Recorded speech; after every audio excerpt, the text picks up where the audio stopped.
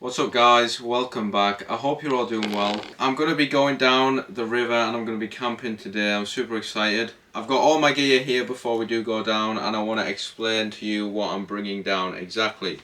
So yeah, let's start. So for sleeping equipment, I have a roll mat here which will go on the floor. This is just an insulative layer and it also acts as kind of a protectant for the next item,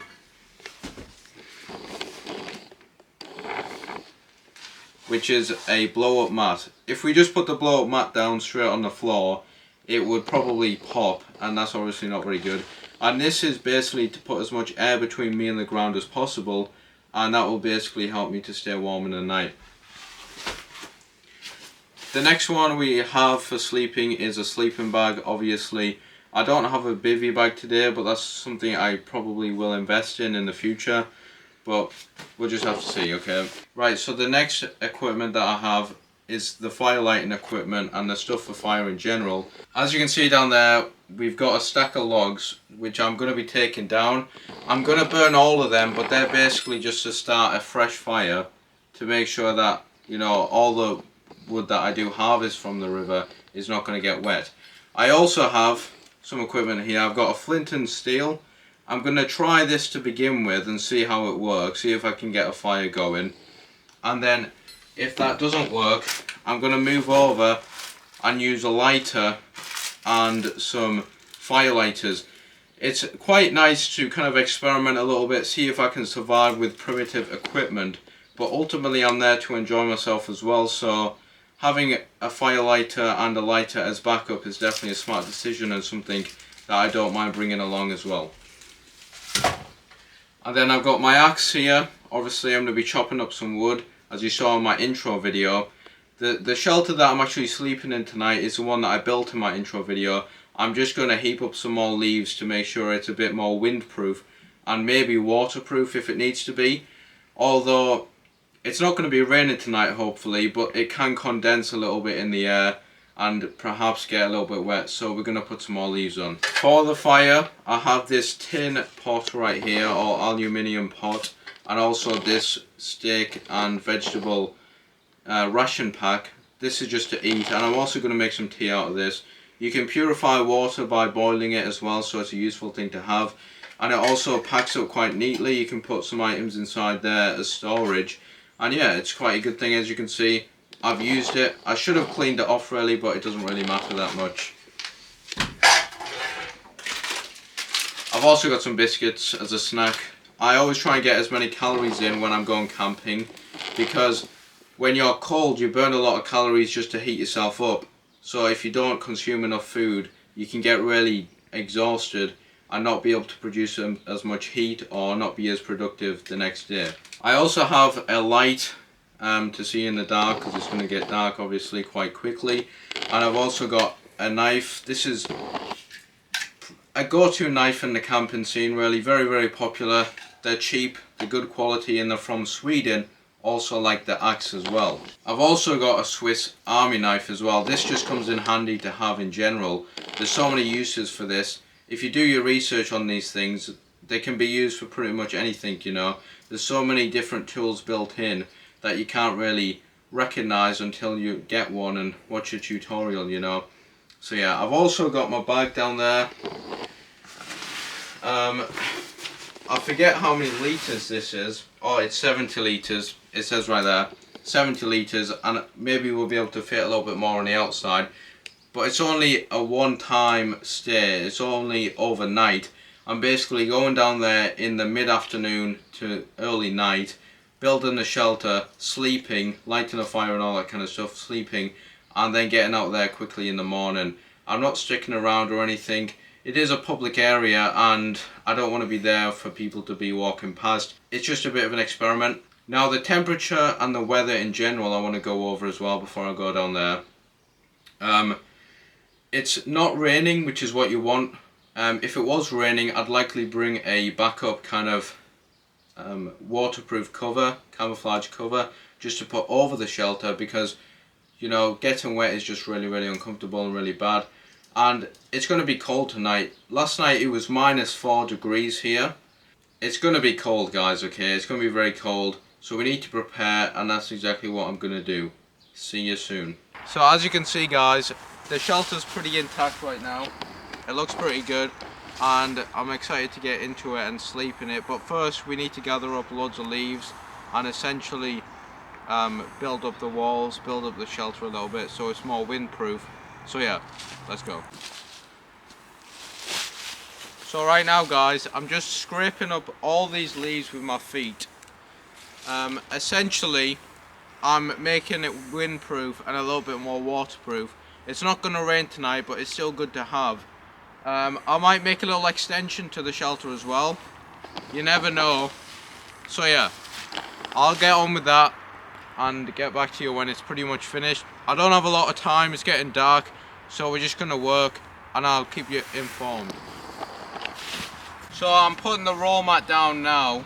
I'm going to put this in the bed, then I'm going to blow up the thing, then we're going to continue putting the leaves on, and I'm going to make a small extension coming out here to block the wind a little bit.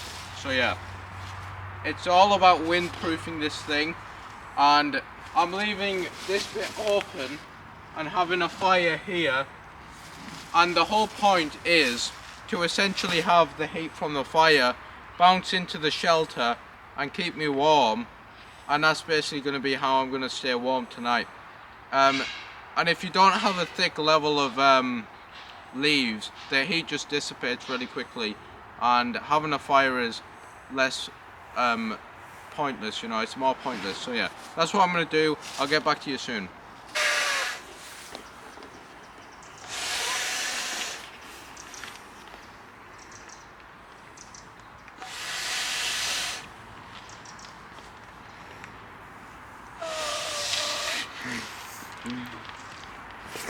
Right, cut the cam. I'm currently losing light, but I'm still working. My friends chopped up some wood down here, and we're just making a big pile of wood and also reinforcing the shelter. I'll show you me chopping a little bit of wood right here, and then we'll get back to work, okay?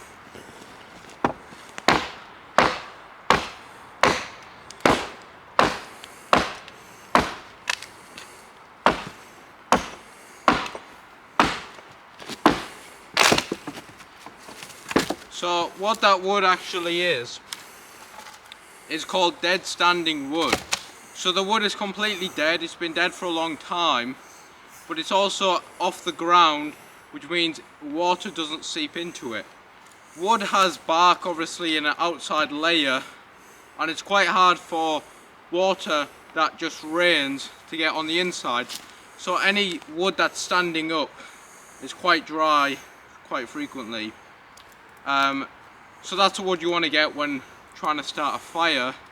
And yeah, if you get anything that's on the floor, like down there for example, it will just simply be super wet from the inside, because all the water from the ground will seep in. It'll all be cold, it'll be frosty, and also it'll be covered from the sun. And this is obviously used to be stood up so the sun's light would get to it straight away. So yeah, thank you.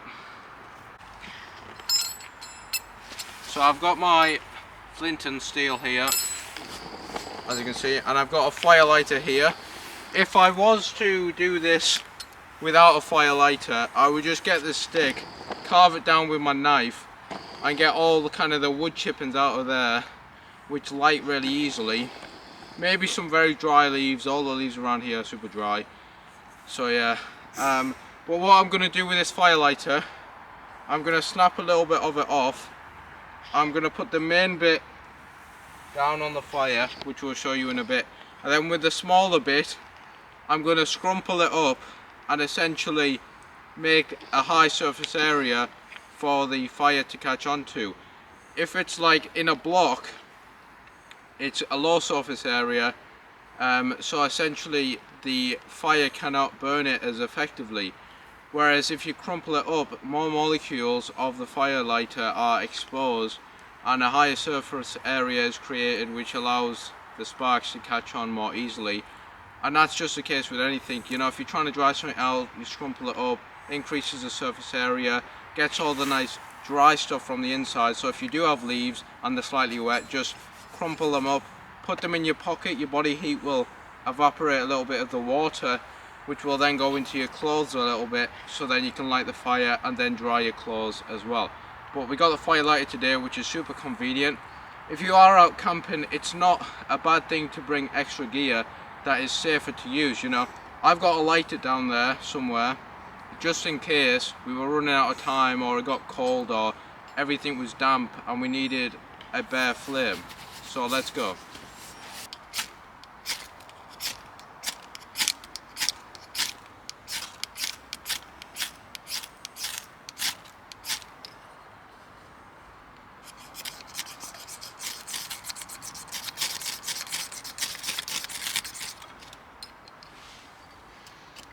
And there we go, guys. Just put a few of the sticks on the top. And there we go. We've got obviously the sticks there. If you do have no sticks like that, what you'll want is just some small little branches that you can snap up, dry off a little bit, and there you go. Right here, I've got some of this dry wood. I'm just going to snap it up and put it on the top, and this will dry as the fire underneath is burning, and then when it comes around for it to be burned, it'll be relatively dry. So yeah.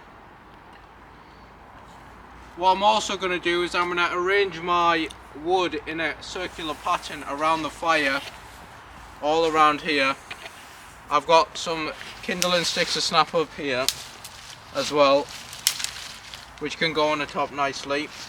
They burn really well, and hopefully all my wood will dry out and be better at lighting and staying alight. I've also got super long pieces of wood like this, which will burn in the middle, and then I can just pick up the sides and move them closer into the fire, so it'll burn there in the middle as I put it on the fire. When it's burnt, I pick up the sides and put the logs on there. That's a super easy way to get a lot of firewood in a quick period of time, because you only have to cut once or twice instead of cutting it into each individual log like you would with a normal fire. So this is the whole setup at the moment. We got all that kind of stuff inside there, as you can see, inside the shelter, and then we got this ring of wood right here, as you can see, going all the way around the fire. And that is essentially to dry the wood out as much as possible. We got some wood from home right there, as you can see. That's super dry wood. And then down here, we've got the water, and we got the ration pack right there. That water is from the river. This ration pack is essentially, you put it in with the packaging on, and it basically just heats it up. It's already hydrated, which means it's super nice, super easy to use. You don't need any extra water, as you can reuse the water. You know, we can boil that, then drink it afterwards, because it doesn't need to be put into that. And yeah, it's a super good way of doing it. I don't know how well you can see me. I'm making my own artificial light here, but the hydration ration packs are not very long lasting because they're already hydrated, and bacteria need moisture to be able to multiply. So if you totally dehydrate it, it lasts for longer, but it tastes worse. Okay, so I have these ones. They're also more expensive as well, the hydrated ones, and it's super nice. It's like better than home food at times, you know, super nice, and you can get a variety of food as well. And yeah, the water you can reuse. I recommend putting a purification tablet in, especially if you're getting out of a river that has sewage works pumping into it. But if you boil it all the way up to 100 degrees, it should be decent. And if you put a purification tablet in and let it activate, it's definitely going to be okay to drink. But we're not going to drink it. I'm not going to take that risk. And yeah, it's all going well. I'm glad I had some dry wood with me. In the summertime, it's going to be difficult to kind of control a fire because everything's so dry, but in the winter it's quite hard to start one. But once you got one started, it's very important to get all the wood that you're going to put on nice and dry. So yeah, I'll get back to you soon. As you can see here, guys, I've got some good wood here. It looks quite small on camera, but there is quite a large amount of wood along here and everything. And that's what I'm doing. There's the fire and everything. I'm getting that riled up all the way. I'm going to let it die down. I'm going to cook my food. And then I'm going to start to put some big pieces of wood on. And then I'm going to go to sleep. Essentially, I'm just starting to drag some wood over for the light of the fire as well. It's just quite nice. And then I'm just cutting it up. There's quite a thick piece of wood here. You know, you can see that. And this is all dead standing wood like before. Stood up, dead. And it gives me the ability to get relatively dry wood that is also quite rotting at the same time, so it chops quite easily. And I'll get back to you soon, okay? What's up, guys? I'm in the shelter at the minute. It's very warm in here. It's definitely a bit cramped in and everything. I'm going to put all my gear away. As you can see, there's a bit of gear there. I'm going to put all my gear away and I'm going to get in and I'm going to eat some food. It's quite hard to record all of this. My light is just from my phone. It's a bit awkward, really. You can see why tents are used. They give a lot of room for the amount that they bring, but I've got some decent shelter in. You know, you can see I'm fully covered up right now, getting a lot of heat from the fire. And the good thing about being so low down is that essentially none of the smoke blows in, because it's all blowing up. You know, smoke goes upwards, so if you're low down, it's okay. I'll just show you the fire and everything. Just need to flip this around. So there we go. You can see all the wood. I'll get my torch. You can see all the wood there stacked all around it. I'm going to slowly burn all this stuff down here and move up, all this stuff down here, move up, and then burn the stuff at the back. It should last me all night. And yeah, I've got my food cooking down there. I'm going to enjoy that. I'm going to put my camera away now, and yeah, goodbye.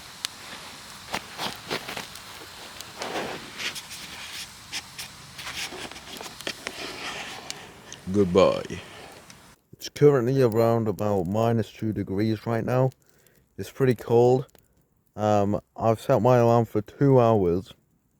I'm going to sleep for 2 hours, and then I'm going to wake back up and put some more wood on the fire. I want to keep it going, and then I'll go back to sleep for another 2 or 3 hours, and then get back up and keep doing that for the rest of the night. Hopefully keep nice and warm, and hopefully don't run out of firewood. It's definitely nice and warm up against my leg in my sleeping bag here, but my feet are slightly cold. My socks did get slightly wet, and hopefully it does not rain right now. That would be a shame. Yo, this is what the fire is looking like, boy. Got my shelter there. As you can see, got the fire, we got the ring of wood. Looks pretty sick. So I just woke up, guys. It's 8:05 in the morning. It's around about 0 degrees, maybe a bit colder than that. It just looks absolutely amazing out here, to be honest. I am very, very tired, but I did get some decent sleep. I'm just waking up a little bit, and yeah, it's definitely worth it. My shelter, which you'll see, my shelter kept me nice and warm throughout the whole of the night. The fire went out, and I didn't want to relight it, but it's still, I think I can still feel, yeah, there's some warmth in there. So a lot of the ground did not freeze around me, whereas a lot of the stuff that was kind of somewhere else did freeze. So the fire definitely staved off the frost a little bit. And we come down here to the river. It just looks absolutely amazing. This is just one of the best places to camp. It's scary. I do have to say it's very, very scary in the night time. When it's pitch black and you start hearing noises, you know, it kind of gets scary. You kind of wonder, what is that? is that a person, you know. But yeah, it's very nice. If it is your first time camping, I definitely recommend bringing someone else, bring in another person, because it would have been great to have another person here. I just had to do it on my own. And shout out to my friend Daniel and also my friend Thomas for filming these videos with me. I couldn't do it without them. And yeah, that's going to be the end of today's video. There's going to be more coming up, so stick around. And thank you guys. Goodbye.